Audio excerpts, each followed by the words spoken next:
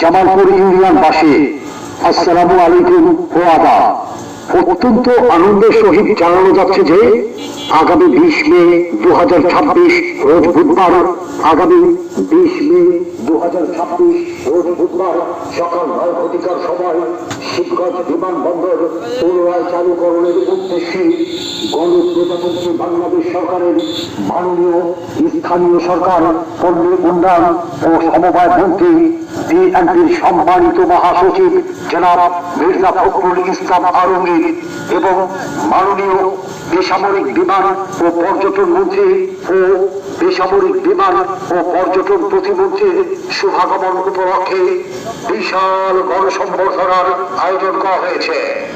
স্থান শিবগঞ্জ বিমানবন্দর।